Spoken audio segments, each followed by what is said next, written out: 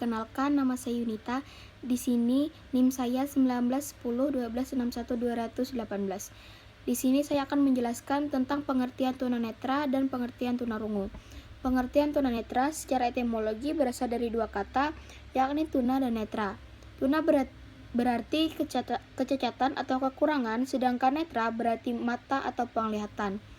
Tunanetra tidak sama dengan buta. Faktanya, banyak anggapan yang salah tentang tunanetra, khususnya bagi mereka yang masih awam. Para penyandang tunanetra memiliki indera penglihatan yang tidak dapat berfungsi secara optimal. Tunanetra itu sendiri adalah individu yang indera penglihatannya tidak dapat digunakan sebagai saluran penerima informasi dalam kegiatan sehari-hari. Jenis tunanetra dibagi menjadi dua, yaitu buta total dengan kondisi tidak dapat melihat sama sekali, dan low vision dengan kondisi masih bisa melihat meskipun terbatas. Selanjutnya ada pengertian tunarungu. Anak tunarungu merupakan salah satu sebutan bagi kaum difabel, yaitu anak berkebutuhan khusus yang memiliki kesulitan dalam pendengaran, yang berorientasi pada pendidikan, yaitu memerlukan penanganan khusus berkaitan erat dengan proses belajar. Tuli adalah mereka yang memiliki kesulitan pendengaran sehingga tidak mungkin berhasil memproses informasi linguistik melalui pendengaran, baik dengan alat bantu maupun tanpa alat bantu. Sementara itu, orang yang mengalami kesulitan pendengaran adalah mereka yang masih memiliki sisa pendengaran sehingga masih mampu memproses informasi linguistik melalui pendengaran. Namun, kondisi anak tunarungu lebih banyak menggunakan bahasa isyarat dalam berkomunikasi dengan lingkungannya, sehingga anak tunarungu kesulitan memahami ungkapan lisan dari lingkungannya, dan lingkungannya juga kesulitan memahami bahasa isyarat yang dipergunakan oleh anak tunarungu. Assalamualaikum warahmatullahi wabarakatuh. Perkenalkan, nama saya Irma, NIM saya 1910 1261 227. Di sini saya akan menjelaskan pengertian dari tunadaksa. Istilah tunadaksa berasal dari dua kata, yaitu tuna dan daksa. Tuna berarti rugi atau kurang, sedangkan daksa berarti tubuh. Jadi yang dimaksud dengan tunadaksa adalah suatu kondisi yang menghambat kegiatan individu sebagai akibat dari kerusakan atau gangguan pada tulang dan bahan dengan hak lebih dekat dengan tunadaksa otot, sehingga mengurangi kapasitas normal individu untuk mengikuti pendidikan dan untuk berdiri sendiri. Menurut Hikmawati, penyandang tunadaksa adalah seseorang yang mempunyai kelainan tubuh pada alat gerak yang meliputi tulang, otot, dan persendian, baik dalam struktur ataupun fungsinya, yang dapat mengganggu atau merupakan rintangan dan hambatan baginya untuk melakukan kegiatan secara layak. Selanjutnya, faktor penyebab tunanetra. Penyebab terjadinya tunanetra pada dasarnya sangat beraneka ragam, baik itu dari prenatal atau sebelum kelahiran, dan juga postnatal setelah kelahiran. Yang pertama, prenatal. Faktor penyebab ketunanetraan pada masa prenatal sangat erat hubungannya dengan masalah keturunan dan pertumbuhan seorang anak dalam kandungan. Antara lain, yang A, keturunan. Keturunan yang disebabkan oleh faktor keturunan terjadi dari hasil perkawinan bersaudara, sesama tunanetra, atau mempunyai orang tua yang tunanetra. Yang B, pertumbuhan anak dalam kandungan. Ketunanetraan yang disebabkan karena proses pertumbuhan dalam kandungan dapat disebabkan oleh: yang pertama, ada gangguan waktu ibu hamil, kemudian penyakit menahun seperti TBC sehingga merusak sel-sel darah tertentu selama pertumbuhan janin dalam kandungan. Kemudian yang kedua, ada postnatal.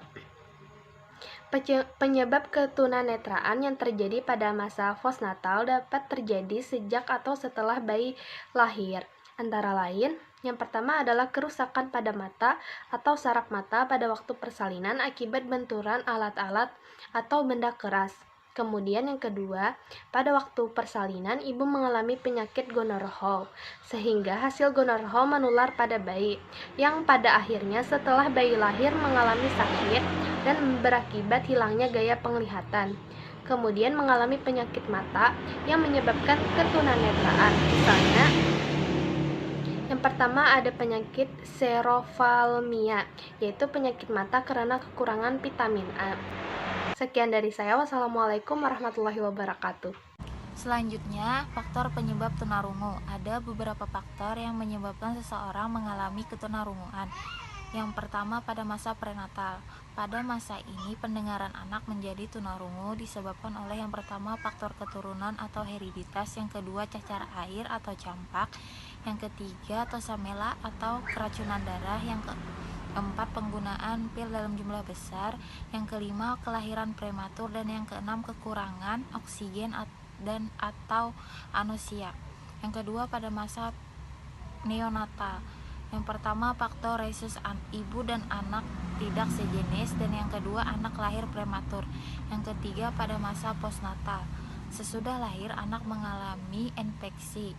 Dan yang kedua meningitis atau peradangan selaput otak. Yang ketiga tuli perseptif yang bersifat keturunan.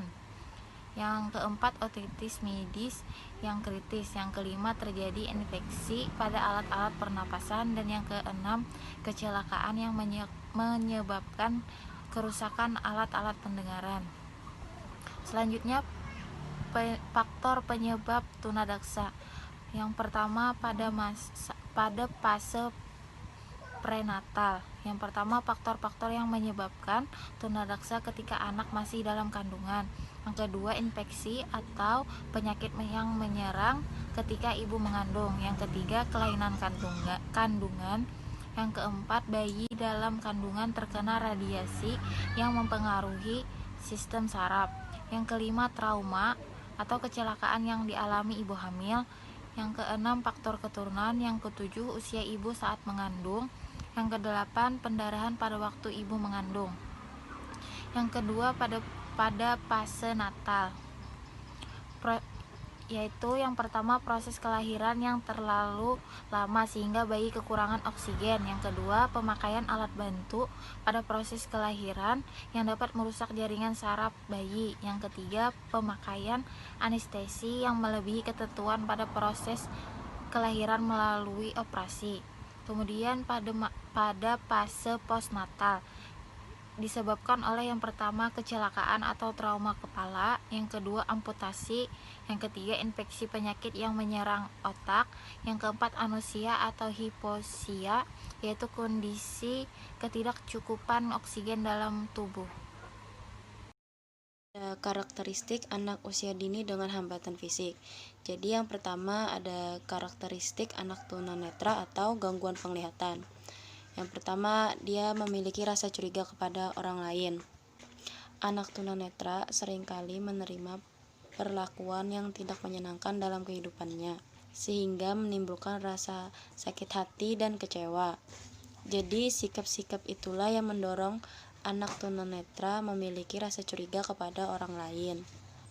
Ia merasa takut dengan orang-orang di sekitarnya akan berbuat jelek kepadanya. Jadi sikap curiga inilah yang harus kita hilangkan oleh mereka, karena dapat menghambat dirinya berkembang di masyarakat. Jadi sikap curiga yang berlebihan ini harus dapat dihilangkan oleh mereka, karena dapat menghambat dirinya berkembang di masyarakat. Yang kedua ada perasaan mudah tersinggung. Anak tunanetra mempunyai perasaan yang cenderung sensitif. Bila ada orang yang menyebabkan kecewa dan sakit hati, maka ia mudah sekali tersinggung. Yang ketiga ada ketergantungan yang berlebihan. Ketergantungan berlebih pada anak itu memiliki dua faktor, yaitu terjadi pada diri anak maupun faktor yang datang dari luar diri anak. Kalau dari dalam diri anak, seperti tidak mau berusaha mengatasi masalahnya dan lain-lain. Faktor dari luar diri anak seperti adanya rasa kasihan dan perlindungan yang berlebihan dari orang lain di sekitar. Yang keempat ada blindisme, adalah gerakan-gerakan yang dilakukan anak tunanetra tanpa mereka sadari, dan gerakan ini terjadi berulang-ulang. Yang kelima, rasa rendah diri. Anak tunanetra sering merasa diabaikan orang sekitar, sehingga mereka terisolir dari kehidupannya. Hal inilah yang menimbulkan rasa rendah diri pada mereka. Mereka merasa tidak berguna pada orang lain. Terus ada tangan ke depan dan badan agak membungkuk. Hal itu mereka lakukan untuk melindungi badannya dari bahaya, seperti benturan yang ada di depannya. Selanjutnya suka melamun, fantasi yang kuat untuk mengingat suatu objek, kritis, pemberani, dan perhatian terpusat. Selanjutnya ada karakteristik anak tunarungu atau gangguan pendengaran. Yang pertama dari segi fisik, cara jalannya kaku dan agak membungkuk, yang disebabkan karena terjadinya permasalahan pada organ keseimbangan di telinga. Pernapasan yang pendek dan tidak teratur karena tidak bisa mendengar dengan baik, sehingga mengakibatkan anak tidak bisa mengatur pernapasan dengan baik. Dan cara penglihatannya agar beringas. Hal ini disebabkan karena penglihatan merupakan salah satu indera paling dominan yang menunjukkan keingintahuannya. Selanjutnya dari segi bahasa, miskin akan kosakata, sulit mengartikan kata-kata yang mengandung ungkapan atau idiomatik. Lalu tata bahasanya kurang teratur. Selanjutnya ada intelektual. Kemampuan intelektualnya normal, namun karena keterbatasan dalam berkomunikasi dan berbahasa, perkembangan intelektualnya menjadi lamban. Hal ini pula yang menjadi penyebab keterlambatan dalam perkembangan akademiknya. Selanjutnya, sosial emosional, sering merasa curiga dan berprasangka. Sikap ini terjadi akibat kelainan fungsi pendengaran, sehingga mereka tidak dapat memahami apa yang dibicarakan orang lain, sehingga mereka mudah curiga. Yang kedua, sering bersikap agresif. Yang ketiga, sering bersikap impulsif, tindakan yang didasarkan pada perencanaan yang hati-hati. Yang terakhir, ada selalu khawatir dan ragu-ragu. Karakteristik anak tunadaksa atau kelainan anggota tubuh atau gerakan. Karakteristik fisik atau kesehatan yaitu meliputi mengalami cacat tubuh, kecenderungan mengalami gangguan sakit gigi, berkurangnya daya pendengaran dan penglihatan, gangguan berbicara, gangguan keseimbangan, gerakan tidak dapat dikendalikan, susah berpindah tempat, anggota tubuh gerak kaku, lemah atau lumpuh, jari tangan kaku dan tidak dapat menggenggam, kesulitan pada saat berdiri, berjalan atau duduk dan menunjukkan sikap tubuh tidak normal, hiperaktif atau tidak dapat tenang, sulit melakukan kegiatan yang membutuhkan integrasi gerak yang lebih halus seperti menulis, menggambar, dan menarik. Karakteristik akademiknya anak tunadaksa yang mengalami kelainan pada sistem otot dan rangka umumnya memiliki tingkat kecerdasan normal. Oleh karena itu, mereka dapat mengikuti pelajaran sama dengan anak yang lain yang bukan menyandang tunadaksa. Anak tunadaksa yang mengalami kelainan pada sistem cerebral memiliki tingkat kecerdasan berentang, mulai dari tingkat idiosi sampai dengan gifted. Menurut Hartman, 45% anak cerebral palsy mengalami keterbelakangan mental atau tunagrahita, 35% punya tingkat kecerdasan normal dan di atas normal, sisanya berkecerdasan sedikit di bawah rata-rata. Anak cerebral palsy juga mengalami kelainan persepsi, kognisi, dan simbolisasi. Kelainan persepsi terjadi karena saraf penghubung dan jaringan saraf ke otak mengalami kerusakan, sehingga proses persepsi mengalami gangguan. Kemampuan kognisi terbatas disebabkan oleh adanya kerusakan sehingga mengganggu fungsi kecerdasan, penglihatan, pendengaran, bicara, rebaan, dan bahasa. Hingga akhirnya anak tersebut tidak dapat berinteraksi dengan lingkungan. Gangguan pada simbolisasi disebabkan oleh adanya kesulitan dalam menerjemahkan apa yang didengar dan dilihat. Kelainan yang kompleks ini akan mempengaruhi prestasi akademik anak cerebral palsy.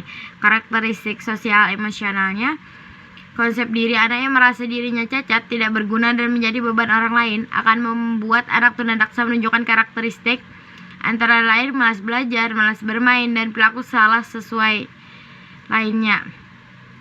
Penolakan orang tua dan masyarakat terhadap anak penyandang tunadaksa akan merusak perkembangan pribadi mereka.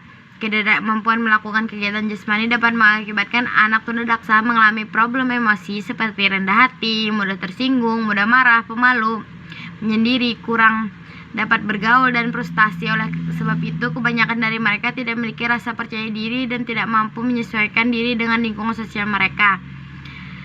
Penanganan anak usia dini dengan hambatan tunanetra. Halahan dan Kupman memberikan petunjuk praktis tentang apa saja yang dapat dilakukan jika Anda memiliki anak didik yang mengalami gangguan penglihatan. Yang pertama, memberdayakan anak yang dapat melihat untuk bertindak sebagai pembimbing, tetapi jangan sampai membuat anak yang mengalami gangguan penglihatan menjadi tergantung kepada mereka. Memperlakukan anak yang mengalami gangguan penglihatan secara sama dengan teman mereka yang dapat melihat. Mendukung interaksi interpersonal agar dapat diterima oleh teman-temannya. Anak perlu diajari sejumlah keterampilan sosial. Mendukung anak yang mengalami gangguan penglihatan untuk berpartisipasi dalam sejumlah kegiatan. Kegiatan alternatif harus dibuat jika tidak memungkinkan bagi mereka untuk bergabung dengan teman sekelasnya. Sedapat mungkin memberikan jenis tugas yang sama dengan mereka, seperti tugas yang diberikan kepada teman-temannya yang dapat melihat, misalnya tugas menyiram tanaman. Khusus untuk anak dengan kebutuhan parsial, penting bagi anak untuk mengatur tata letak tempat duduk mereka sehingga yang dapat lihat papan tulis dan materi lain dengan baik. Gambar yang mengkilap sebaiknya dihindari. Materi visual yang diberikan hendaknya bebas dari latar belakang yang dapat mengganggu. Tulisan di papan tulis hendaknya ditulis dengan ukuran yang besar dan jelas. Pada saat istirahat, dengan frekuensi yang sering, penting bagi mereka mengingat sejumlah perhatian visual yang harus dipertahankan oleh anak. Berbicara dengan suara yang keras mengenai apa yang sedang anak buat di papan tulis, mengizinkan anak untuk memperoleh waktu tambahan dalam melengkapi tugas.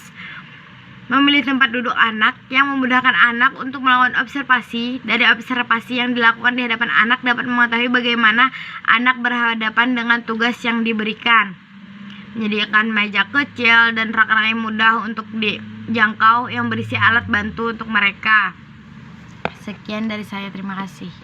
Assalamualaikum warahmatullahi wabarakatuh. Perkenalkan, nama saya Nurul Afifah. NIM saya 1910-1263-222. Di sini saya akan menyampaikan yang terakhir, penanganan anak usia dini dengan hambatan fisik. Yang pertama, ada penanganan yang dapat dilakukan untuk anak berkebutuhan khusus tunarungu. Komunikasi sangat dibutuhkan dalam penanganan anak tunarungu. Ada beberapa hal yang dapat dilakukan dalam berkomunikasi, antara lain cari perhatian, cari tempat yang tenang, sejajarkan posisi wajah, kontak mata, bicara dengan normal dan jelas, nyatakan topik pembicaraan, tanyakan kepada anak apakah sudah mengerti atau mengulang atau diulangi. Nah, selain berkomunikasi, guru atau orang tua yang terkait dalam penanganan atau pendidikan tunarungu diharapkan agar orang tua mampu berkomunikasi maksud anak melalui gerak-gerik badan anak, ekspresi wajah atau suara yang dikeluarkan. Yang kedua, memberi kesempatan anak untuk berkumpul keluarga dan temannya. Yang ketiga, memberikan kesempatan anak untuk bermain dengan teman sebayanya. Yang keempat, anak diberikan kesempatan untuk melakukan pekerjaan bersama.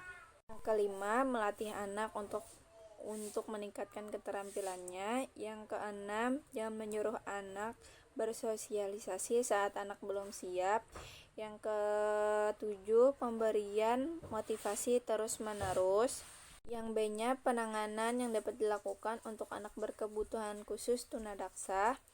Dalam penanganan di sekolah dapat dilakukan dengan cara pemberian pelajaran yang diterapkan oleh kurikulum. Dalam penanganan fisik dilakukan dengan cara pemberian latihan fisik atau olahraga. Dan meningkatkan perkembangan emosi dan penerimaan diri dilakukan dengan cara pemberian ceramah atau menciptakan lingkungan kondusif. Dan untuk aspek sosial dapat dilakukan dengan mengajak anak berinteraksi. Dan untuk pematangan moral atau spiritual dilaksanakan dengan pengajaran agama atau PPKN. Dan untuk meningkatkan ekspresi dapat dilakukan dengan cara mengajarkan anak dengan kegiatan seni, musik, drama, dan tari. Dan untuk mempersiapkan masa depan anak dilakukan dengan cara pemberian pelatihan kerja dan memberikan keterampilan akademik. Prinsip dasar program pendidikan anak tunadaksa meliputi keseluruhan anak, kenyataan, program yang dinamis, kesempatan yang sama, dan kerjasama. Sekian dari saya, terima kasih. Wassalamualaikum warahmatullahi wabarakatuh.